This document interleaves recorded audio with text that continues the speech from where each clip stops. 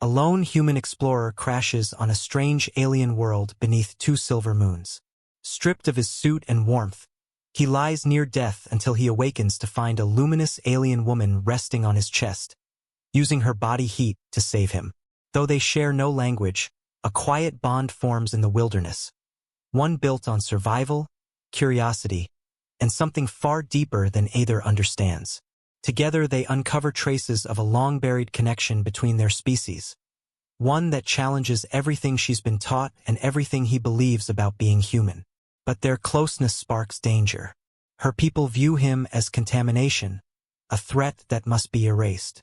Hunted across alien ruins and deserts glowing under twin moons, they fight for life and truth while a forgotten signal stirs above the planet, one that could unite or destroy both worlds. As armies gather and secrets unravel, their story moves toward a choice that will change the fate of 2 civilizations forever. Under the light of 2 silent moons, the world looked almost peaceful. The crash had torn a long scar through the pale blue sand, smoke curling upward from the broken hull of the explorer's ship. The air shimmered faintly, too thin for comfort, too strange for breath. He lay there for a long moment, half-conscious, cold and bleeding, listening to the soft hiss of the wind against his helmet. Then the helmet alarm shrieked. Oxygen at critical. He clawed at the release latch with trembling fingers. The visor snapped open, and a wave of freezing air rushed across his face. Tasted metallic, heavy, and alien. He coughed, gasped, and forced himself upright. His body ached from the crash harness. His ribs felt cracked. The world around him blurred, bending slightly in the moonlight like a mirage. The wreck lay half-buried in sand, its metal twisted into shapes no engineer would recognize. Sparks danced along its broken spine like fireflies. "Command!" He rasped through his throat mic, but the comms were dead. Static whispered back, empty and endless. He was alone. He took one step, then another, dragging himself toward what was left of the emergency pod. The cold bit through his thin flight suit. Every breath came out as a thin white fog. He checked his wrist console, life support pack ruptured, heat shield gone. Night on this world dropped below freezing, and the twin suns that had once baked it to glass were now long set. He tore open the pod. Inside were fragments of supplies, a broken beacon, and half a ration pack. No shelter, no fire starter. Nothing but shards of circuitry and sand. His breath came faster, panic rising in his chest. He forced it down, remembering the training, the calm, measured rhythm of survival. Step 1, assess. Step 2, conserve energy. Step 3, find cover before nightfall. But the night had already fallen. By the time he reached the ridge overlooking the wreck, his knees buckled. The light from the moons turned the dunes to pale frost, the wind hissing like whispers. He pressed his hand against the sand. It was cold enough to burn. The planet was dying around him, and soon so would he. He fell where he stood. His eyes fluttered open hours later to silence. No ship alarms, no wind. Just stillness. His body felt heavier, almost pinned. For a moment, he thought debris had fallen on him. Then he felt it, warmth, a pulse, breathing. Something was lying on him. He froze, heartbeat hammering in his chest. The figure was small, curled against him, her body giving off faint heat that soaked into his frozen skin. His visor lay open beside him, the condensation from his breath frozen into frost. He tried to move, and the figure stirred, softly, almost tenderly. The light of the moons painted her form in silver. She wasn't human. Her skin was translucent, a faint glow pulsing beneath it like light through ice. Strands of pale, shimmering hair floated across his chest, weightless as mist. Her face rested near his shoulder, eyes closed, her breathing slow and even. He didn't know whether to scream or stay perfectly still. When he shifted slightly, her hand twitched. 3 fingers, longer than his, delicate, almost sculpted, brushed his arm as if to keep him there. He felt warmth spread where she touched. The cold ache in his bones eased. His mind screamed to move, to push her off, to run, but something about the stillness stopped him. She wasn't attacking. She was keeping him alive. He stared upward at the twin moons, their light reflected in her translucent skin. Around them, the desert stretched into infinity, broken only by the black line of the crash scar. The silence was too deep, too unnatural. Yet for the first time since the crash, he didn't feel pain. He didn't feel cold. He whispered softly, "Who are you?" Her eyes opened. They weren't like any eyes he'd seen before. No iris, no whites, just shifting colors like starlight moving through water. She looked at him for a long time, unblinking. Then she blinked once, slowly, as if learning the motion. She tilted her head, studying him with quiet curiosity. He raised a hand cautiously, pointing to himself. Human. She didn't react at first, then touched her chest gently. A faint glow pulsed beneath her skin, in rhythm with her heart. She said something, a word made of soft syllables that rolled like distant thunder. He didn't understand, but he recognized the tone. It was her name. The wind picked up suddenly, carrying a fine spray of sand over them both. The temperature dropped again, and she shivered against him. Without thinking, he shifted closer, letting their bodies share what little warmth they had. She tensed at first, then relaxed, her breathing syncing with his. As the night deepened, he watched her face in the moonlight. She was peaceful, innocent even, not a creature of fear or danger, but something caught between worlds, as lost as he was. Sleep claimed him again, heavy and deep. He woke to light. The twin suns had risen, painting the dunes gold. The figure beside him was gone. For a moment, he thought he'd imagined her, a hallucination brought by hypothermia. But when he sat up, he saw faint imprints in the sand where she had lain. And on his chest, a thin mark glowed faintly, a shape that looked like her handprint, made of light instead of touch. He blinked, running his fingers over it. It was warm. The shipwreck still smoked in the distance. His supplies were still gone. But something had changed. He felt stronger, more awake. His blood didn't sting with cold anymore. The air, though thin, didn't suffocate him as before. It was as if his body had adapted overnight. He looked toward the horizon.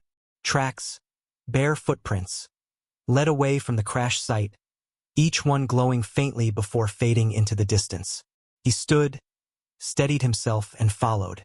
Every few steps, he glanced at the sky, half expecting rescue, half expecting death. Neither came. Only the wind, whispering softly across the sand, and the fading prints of something or someone that had saved his life. By the time the suns reached their peak, the prints vanished into a shallow canyon. He stopped, unsure whether to continue. The handprint on his chest pulsed once, faintly, as if calling him forward. He swallowed, took a breath, and stepped into the canyon's shadow. The world dimmed, colors shifting into cool blues and purples. The rock walls shimmered faintly, alive with some mineral that hummed when the wind touched it. He could hear faint movement ahead, a soft rustle, a whisper. Then, through the haze of the canyon light, she appeared again. Standing at the edge of a shallow pool, her reflection rippling across the water, she turned toward him. The glow from her body brightened slightly, as though recognizing his presence. She said something again, his name, though she couldn't possibly know it. He froze. She smiled, and before he could respond, she reached out her hand, as if asking him to follow her deeper into the canyon's heart. The light around them began to shift again, brighter now, almost alive. He hesitated only a moment before stepping closer, drawn by something he couldn't name. The ground trembled faintly underfoot, and somewhere far away, the wreck of his ship flickered one last spark and went dark. He didn't look back. The canyon swallowed them both as the twin moons began to rise once more over the horizon, their light falling on the sand where he had once lain, alone, dying, until something alien had found his heart worth saving. The canyon air was thick and humming, filled with the faint scent of ozone and minerals. He followed her carefully, keeping his distance but unable to look away from the glow that surrounded her. It wasn't bright, just a gentle pulse beneath the surface of her translucent skin, like starlight trapped inside flesh. She moved silently, bare feet leaving no prints on the stone floor, the glow of her body dimming and brightening as they passed through tunnels that seemed to breathe with light. He didn't know what to call her. Every time he tried to speak, his voice echoed off the canyon walls and made her flinch. So he stopped trying, matching her pace instead. The silence between them felt fragile, almost sacred. When they finally reached a small hollow, a cave hidden behind a waterfall of light, she turned to face him and gestured for him to sit. He hesitated, still clutching the jagged shard of metal he'd taken from the wreck. She noticed, tilting her head with that same calm expression. Slowly, she reached out, her hand hovering near his chest, where her glowing handprint still lingered like a scar made of warmth. The moment her fingers brushed the edge of his shirt, the mark pulsed once, recognizing her. He felt the pulse deep in his bones, as though his body remembered her touch even before his mind did. Her eyes, shifting between silver and violet, met his. She said a word, soft and musical, repeating it twice. He pointed at himself and repeated it back, confused. She smiled slightly and shook her head. Then she touched her chest again and repeated it a third time. "Your name," he murmured. "That's your name." She blinked slowly, then nodded. He pointed to himself. "Elias." The word felt strange in the vast silence. She tilted her head, her lips shaping the sound carefully. "Elias." The way she said it sent a shiver down his spine. For a moment, they just looked at each other, two creatures from different worlds who somehow shared the same breath. Then the air shifted. A low rumble passed through the ground. The glow on the canyon walls flickered. She turned sharply, her gaze darting upward toward the narrow slit of sky where a storm was gathering, dark, jagged clouds rolling like black glass. He recognized the change in pressure instantly. A sandstorm, maybe worse. The winds could strip flesh, bury him alive in seconds. He started to move, but she was already in front of him, pressing her glowing hands against his chest as if to hold him still. Her expression was clear. "Stay." He shook his head. "We can't stay here, it's open." She didn't understand the words, but she understood the fear. Her eyes softened, and she took his arm gently. He resisted for a moment, then followed as she led him deeper into the hollow. The air grew cooler, the light fading into a dim blue glow. They stopped before a wall that looked solid stone. She placed her palm against it, and a soft vibration rippled outward. The rock shimmered and opened like liquid glass, revealing a hidden chamber beyond. Inside, the air was still and strangely warm, like the inside of a living thing. She motioned him in. He stepped through, and the wall sealed behind them, muting the roar of the storm outside. He could hear it now, the wind screaming across the canyon, battering the surface. Dust seeped faintly through cracks, glowing under the dim bioluminescent light that lined the chamber. She sat cross-legged across from him, eyes half closed, her body's glow dimming to match the calm. He could feel his heart slowing, his breathing steadying. For the first time since the crash, he felt safe. He tried to thank her, even if she wouldn't understand. "You saved my life," again. She watched his mouth move, clearly fascinated by the sound, then reached out as if to mimic it. Her fingers brushed his jaw lightly, tracing the line of his throat where his words came from. Then she touched her own lips, whispering something in her language, soft, melodic syllables that seemed to hum in the air. He didn't know what she said, but it felt like a prayer. Outside, the storm hit in full force. The cavern trembled, dust raining from above. He instinctively reached for her arm, steadying her. She didn't pull away. In the flickering light, their shadows merged on the wall. Hours passed. The storm howled like a beast, but inside the chamber, there was only silence and the rhythmic glow of her breathing. Elias studied her quietly, noting details. How the veins beneath her skin pulsed with faint light. How the air around her felt slightly charged. How she never seemed afraid. She was utterly alien. Yet the way she looked at him, curious, cautious, kind, felt achingly human. When the wind finally began to die, she rose and touched the wall again. The stone shifted, opening a narrow slit of daylight. Outside, the dunes had been reshaped by the storm, the wreckage half buried under waves of silver sand. He followed her out into the open air. The sky was washed clean, the moons faint behind pale morning suns. He turned to her. "Why did you help me?" She looked at him blankly, not understanding, but something in his tone made her pause. She reached out and placed her hand over the mark on his chest again, her expression solemn. Pulsed once, light answering light. Then she said one word, slow and deliberate. It sounded like Karel. He didn't know if that was her name, or her word for connection, or something else entirely. But when she said it, the air around them seemed to hum again, alive with something invisible. She pointed toward the horizon, where faint smoke rose from a distant ridge, the remnants of his ship. Then she looked back at him, her eyes questioning. He nodded, understanding. Together they began to walk.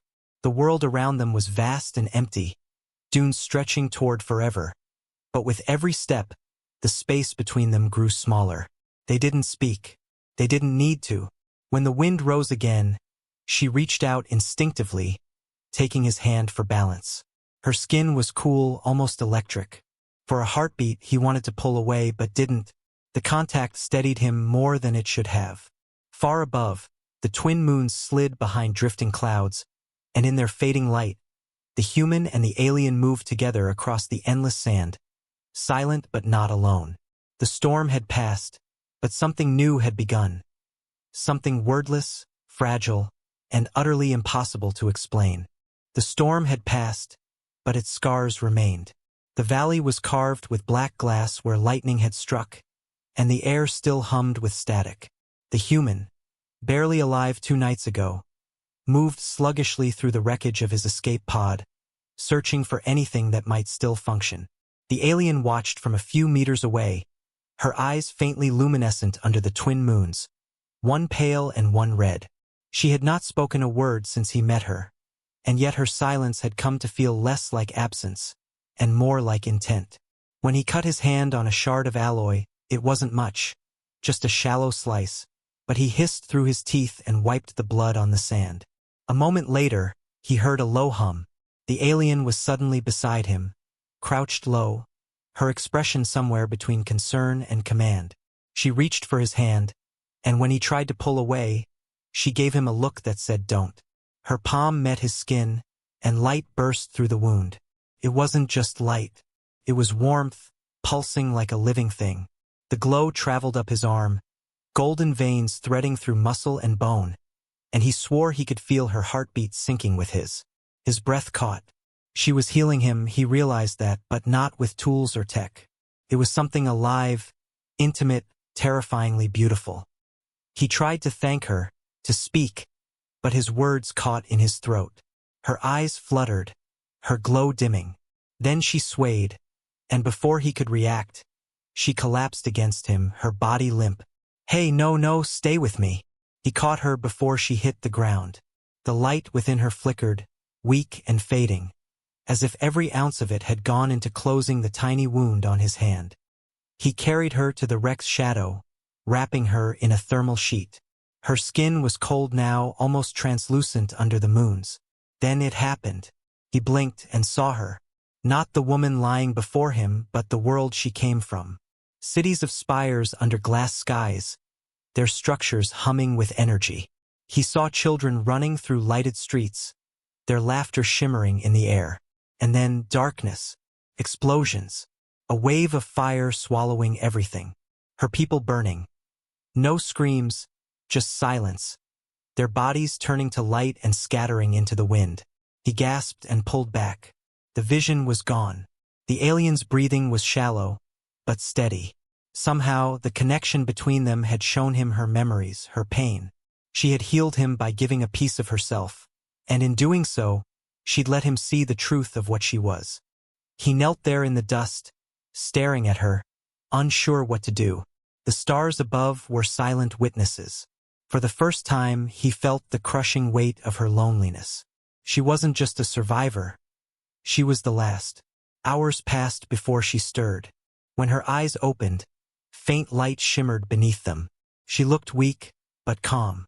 He reached out a hand, hesitating. "You saved me," he said softly. "Why?" She didn't understand the words, but her gaze flicked from his face to his healed hand. Then, very slowly, she reached out and touched the same spot again, her fingers tracing the unbroken skin. She whispered something, soft, melodic, almost like a name. He didn't know what it meant, but he could feel it in his chest. They sat together as dawn rose, painting the horizon in pink and violet. The silence between them had changed. It was no longer empty. He started talking, not because she could understand, but because it felt wrong not to. He told her about Earth, about oceans and blue skies, about how stars looked different through a clear atmosphere.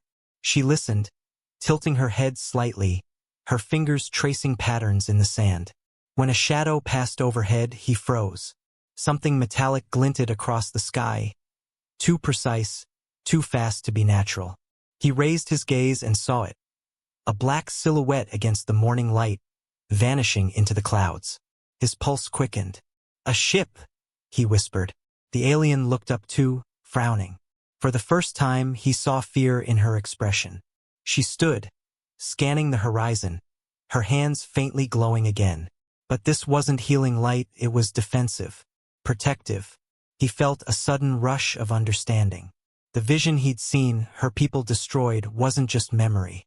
It was warning. Whatever had done that might still be here. He looked at her, this silent being who had risked her life to save his.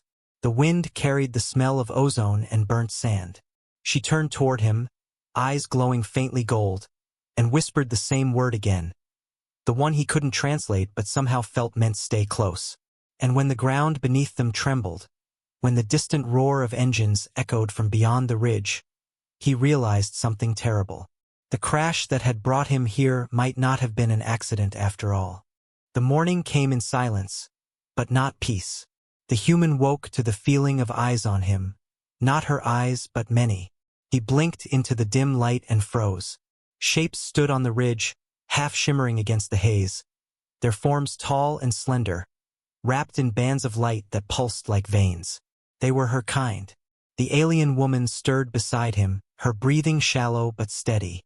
When she saw them, her eyes widened, not in joy, but in dread.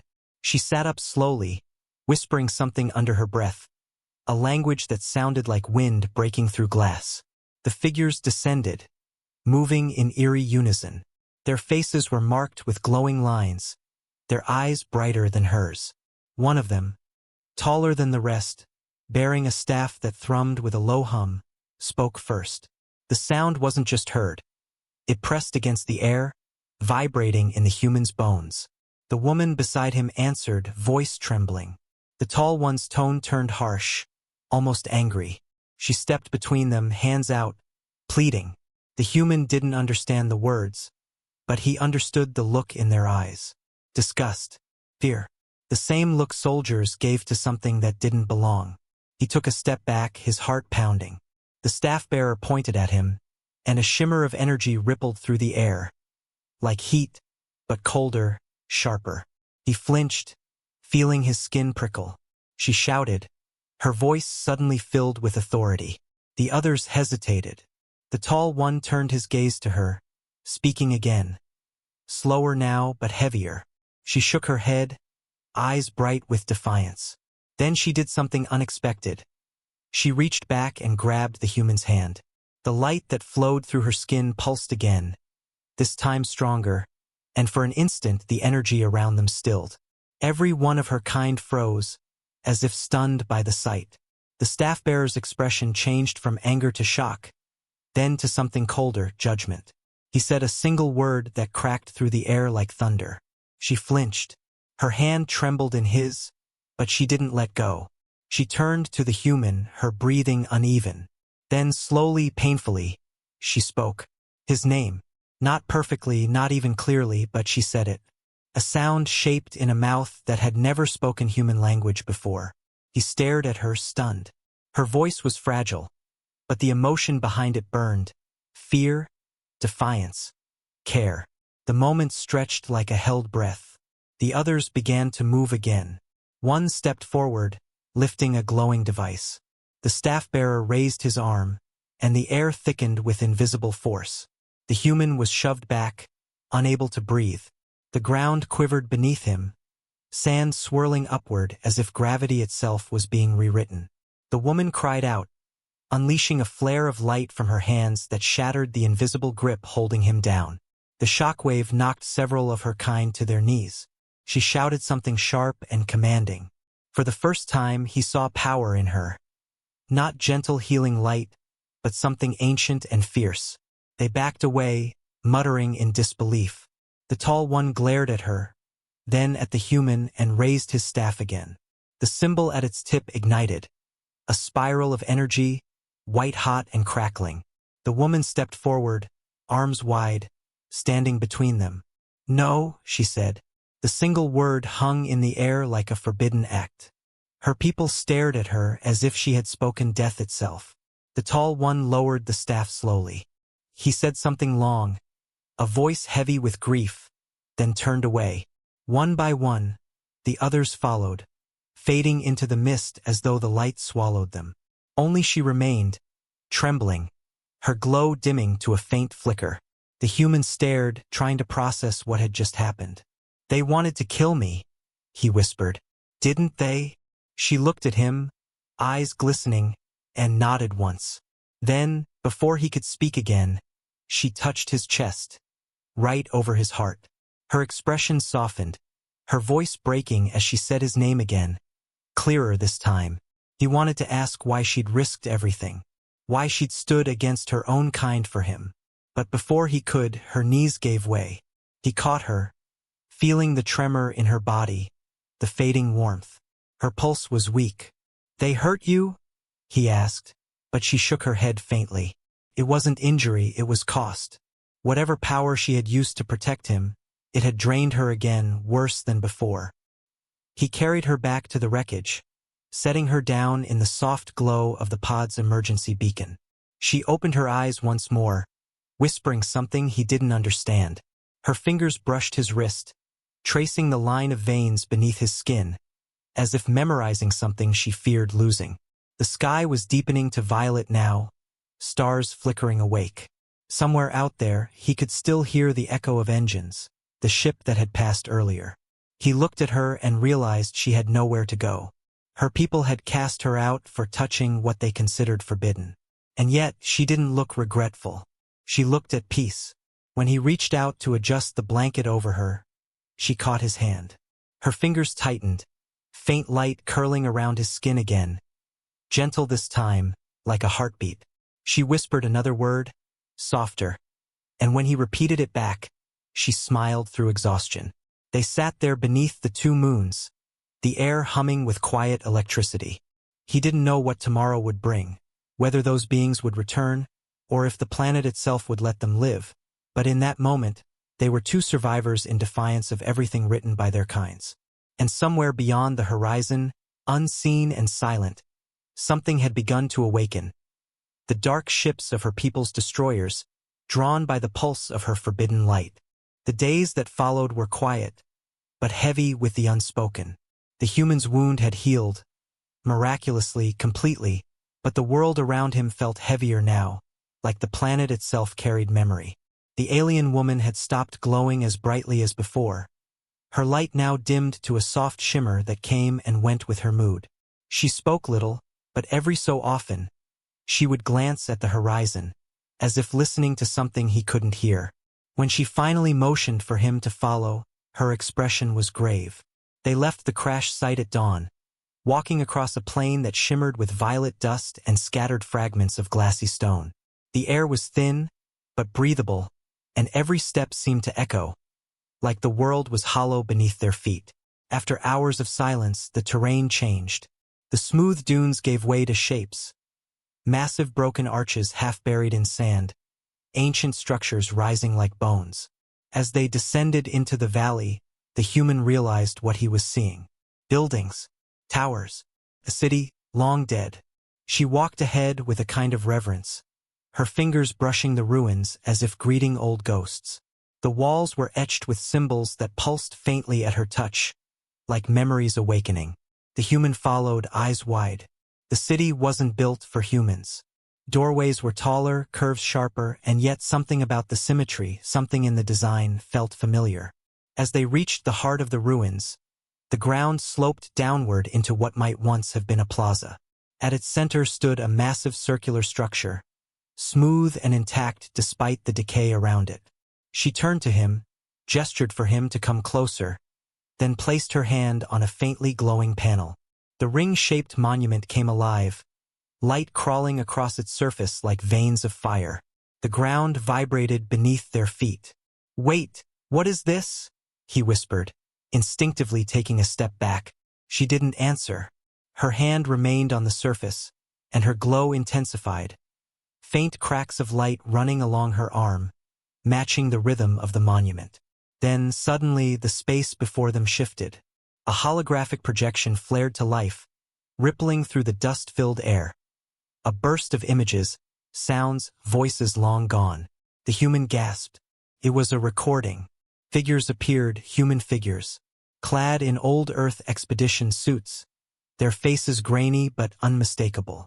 One of them was speaking, the words distorted but still legible through the ancient static. Last contact with the colony failed. Samples intact, atmospheric interference worsening. The human took a shaky step forward. "That's..." She turned toward him, eyes wide, the reflection of the projection burning in them. The recording continued, scientists walking among creatures that looked eerily similar to her kind, exchanging gestures, teaching, learning. The tone was cooperative, curious, until the footage darkened. Flashes of fire, panic, buildings collapsing, a woman's scream, then silence. The projection ended, the light fading into the earth. The woman's shoulders trembled. When she looked at him again, her face carried both wonder and sorrow. She pressed her hand to her chest and said a word, a name maybe. Then she pointed to the human insignia that had briefly appeared on the hologram. He crouched near the base of the monument, brushing away centuries of dust until he found it. An engraved plaque, almost corroded to nothing. But a single phrase remained legible. Joint Terraforming Project, Earth Division. He froze. His pulse quickened. That was impossible. This planet wasn't on any star map. Humanity had never recorded it. And yet, here was proof that they had not only been here, but had once called it home. He looked at her, mind reeling. "Your people and mine." She nodded slowly. Then she pointed to the sky, her expression tightening. He followed her gaze, seeing nothing at first. But then, in the distance, a faint shimmer moved across the clouds. It wasn't weather. It was a ship, sleek, metallic, and far too intact for a ruined world. His stomach sank. "They followed us." She led him deeper into the ruins, into a tunnel lined with symbols that pulsed faintly as they passed. The air grew cooler, the light dimmer. In the darkness, their footsteps echoed softly, rhythmic and eerie. The deeper they went, the more the technology looked familiar. Human designs mixed with alien ones. Hybrid machines. Interfaces that responded to both her touch and his presence. At the end of the corridor lay a vast chamber, its ceiling lost in shadow. In its center floated a sphere of faint blue light, rotating slowly in the air. It projected maps, patterns, and data streams that looked disturbingly modern. She motioned for him to approach. When he did, the sphere reacted instantly, reconfiguring into an interface written in both alien glyphs and the English language. The words flickered. Crash site recognized. Navigation override confirmed. Mission recall initiated. He stepped back, stunned. What do you mean recall?" The sphere pulsed, projecting a timeline, images of his ship, his route, and then something he'd never seen. A hidden signal sent from this planet before his crash. A signal that had overridden his ship's trajectory. It hadn't been an accident. His crash had been caused intentionally. He looked at her, heart pounding, but she seemed just as confused, until the sphere began projecting another image. A face. Human. Older, weary. Speaking words lost in static. But one phrase came through clear. "We failed them once. Don't fail again." Then the sphere dimmed. Silence returned. He turned toward her slowly. "Someone brought me here," he said, voice low. "Someone from my world, or yours, wanted this to happen." She touched the sphere gently, her expression unreadable. Then she looked at him, eyes filled with that same quiet sadness from before. She traced a line in the dust between them, a symbol that looked like two circles overlapping. Connection. He stared at it for a long moment, then met her gaze. "You knew this place was here, didn't you?" She hesitated, then nodded once. He took a breath, the realization sinking deeper than the cold. This planet wasn't a lost world. It was a forgotten bridge. Humanity had been here before, and she was the last echo of that bond.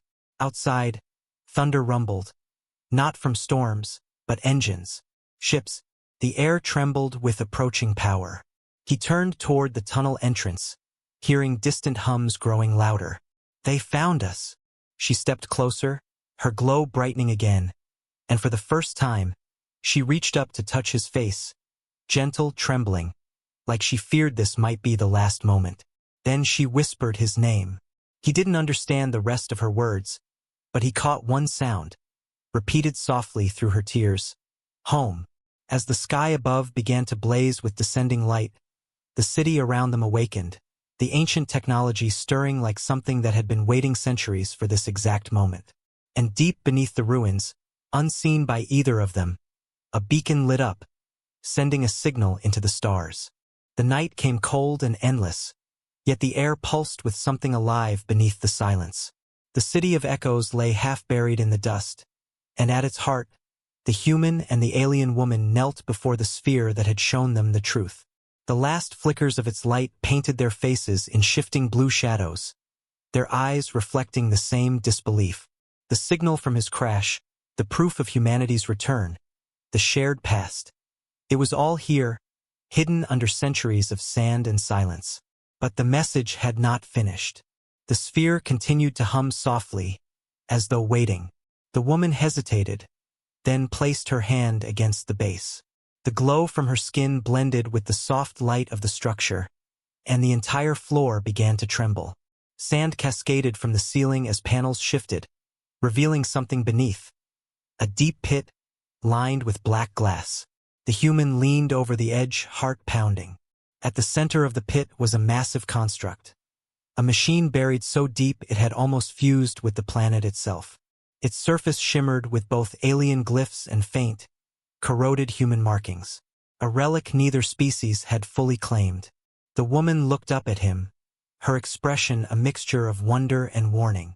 She spoke softly, her voice trembling, and pointed toward the machine.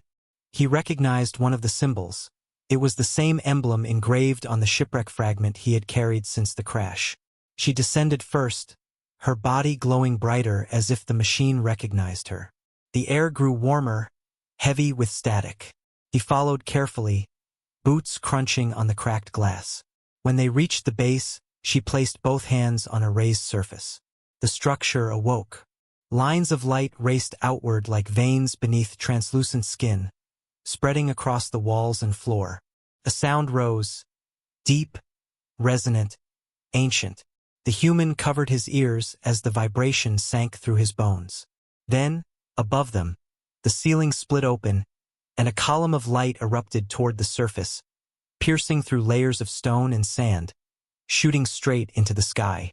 The signal had awakened. "Wait!" he shouted over the roar, but it was too late.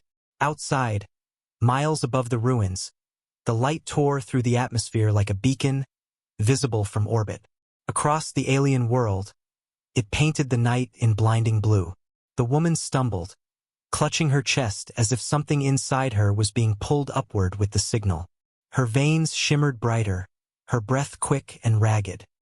He caught her, holding her steady, but her eyes were distant, as though she was hearing voices far away.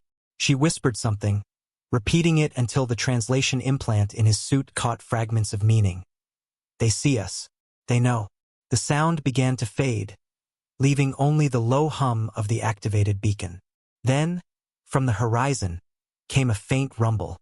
He looked up through the shattered opening and froze.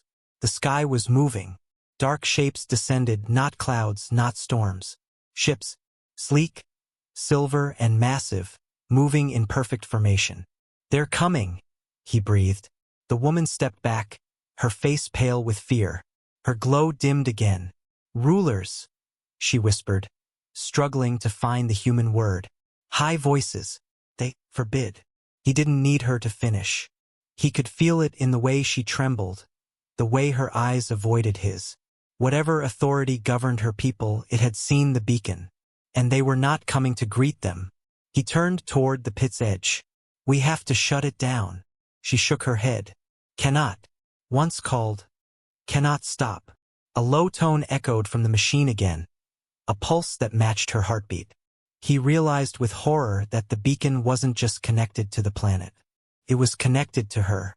The signal was using her energy to transmit. He placed a hand over hers, feeling the faint hum beneath her skin. "You're linked to it," he said softly. "It's feeding from you." She nodded weakly, her voice breaking. "My kind made this long ago. Our ancestors joined with your kind. Blood memory. It listens to both." The implications hit him like a cold wave. The machine wasn't just a message, it was a bond between species. A link forged when both had once shared this world. And now, by activating it, they had reignited something forbidden. Above them, thunder rolled. The air shook as one of the descending ships broke through the clouds. A deep, mechanical hum filled the valley, making the ground tremble. The woman looked upward, tears glistening in her eyes. "They will come for me," she whispered. "And for you. They will not let this light live." He stared at her, torn between awe and fear. "Then we run." But before he could move, a blinding beam from the sky struck the sand near the ruins, throwing up a storm of dust. He shielded her with his body as the blast wave roared over them. When he opened his eyes again, the horizon burned with light. Dozens of alien figures stepped out of the haze, armor gleaming, weapons humming. Their faces were hidden behind masks that glowed with cold authority. The lead figure raised a staff just like the one from before, only larger, etched with the symbols of command. The woman's breath hitched. She fell to her knees, whispering something in her own tongue. A plea, maybe. The lead figure responded with a voice that echoed unnaturally, amplified by technology and fury. The human understood none of it, but he understood the moment. The staff's glow turned red. Soldiers spread out, encircling them. He reached for her hand, but she hesitated, torn between fear of them and fear of losing him. Her eyes darted between him and the leader. The silence stretched, and then the staff struck the ground. The pulse that followed was not sound but force. It threw him backward, slamming him into the wall. The air was ripped from his lungs. Sparks flew from the activated beacon as its core flickered. Through the blur, he saw her rise again, standing before her rulers with light spilling from her skin, defiant even as her body shook. The leader shouted something furious, a command to strike, but none moved. The beacon's glow was climbing again, responding to her pulse, her anger, her grief. He forced himself to his feet, blood running from his temple. "Stop!" he shouted, voice raw, but the sound was swallowed by the hum of power building around them. The leader turned toward him, fury twisting his face, and raised his staff to strike. The woman moved faster, throwing herself between them. The impact sent her flying backward, light bursting from her in a violent flare that illuminated the entire chamber. The soldiers recoiled. The leader stumbled, blinded. The beacon screamed, not mechanically, but almost like it felt. The light climbed through the ruins, up the tunnels, out into the sky. And then, above the clouds, a distant voice answered. A human voice. The signal had reached orbit. The human stared upward in disbelief, his heart pounding. For a moment, through the static in his damaged comm, he heard something faint, his own language, from far above. Unidentified transmission confirmed. Survivor signal detected. He turned back to her, lying amidst the cracked glass and glowing dust. Her eyes opened weakly, the light around her fading, but her lips curved into the faintest, weary smile. Now both of their worlds knew.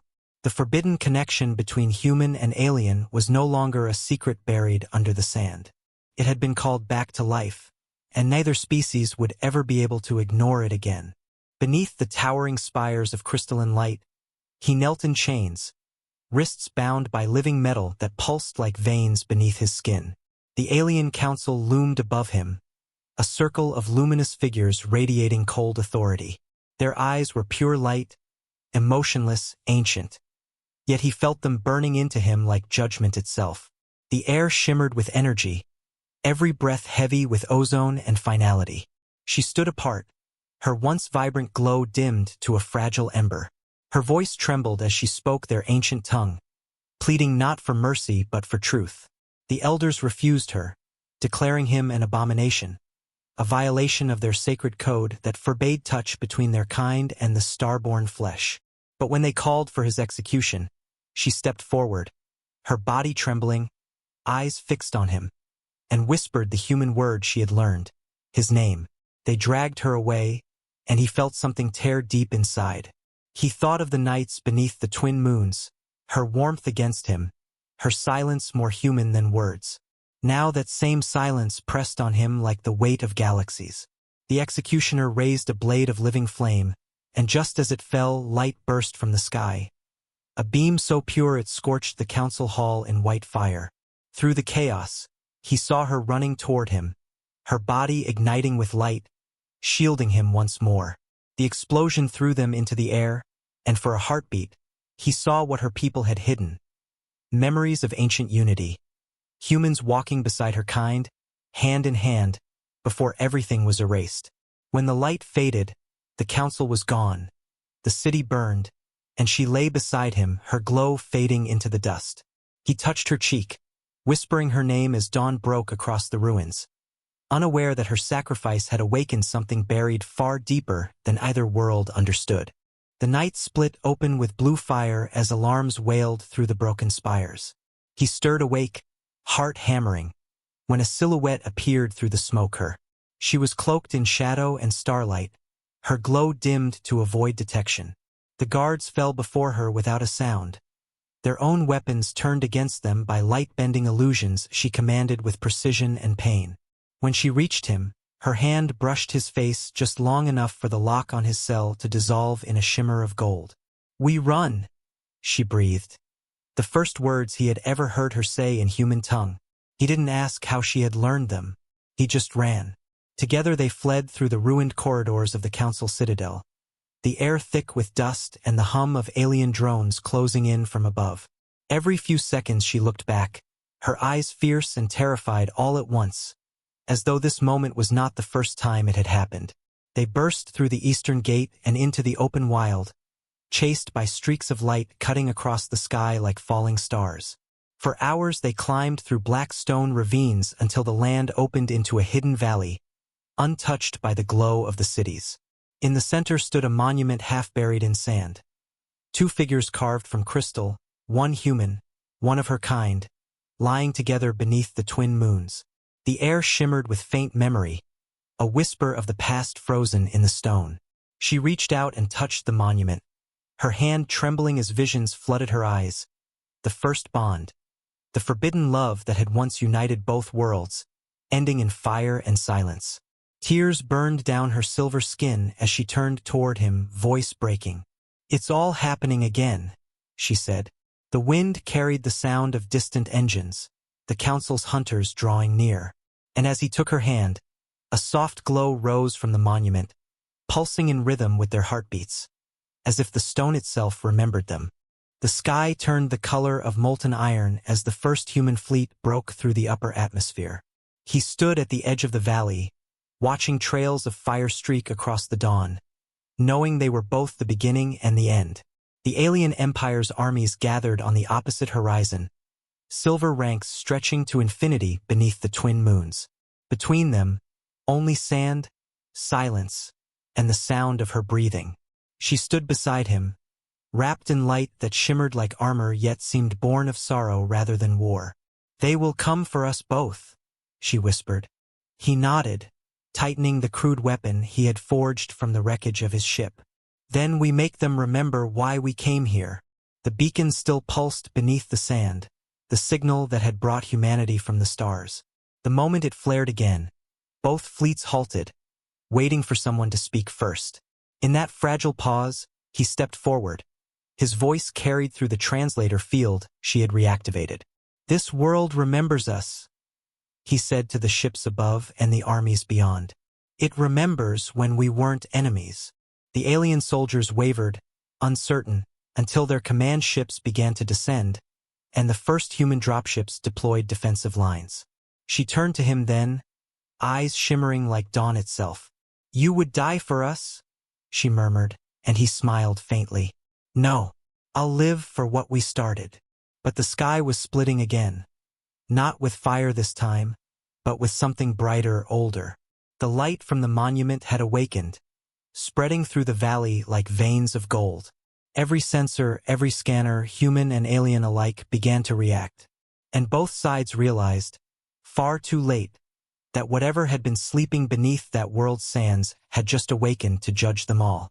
The blast tore the valley apart.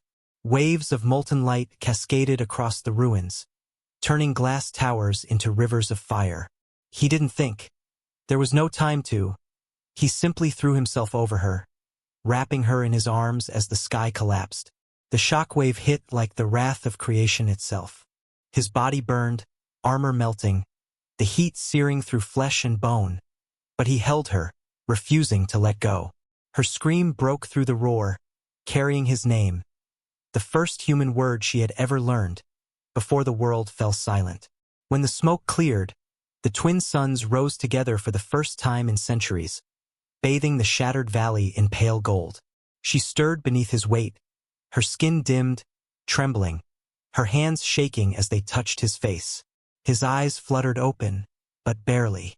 "You're safe," he whispered, voice cracked and thin. She pressed her forehead against his, her tears glowing like liquid light.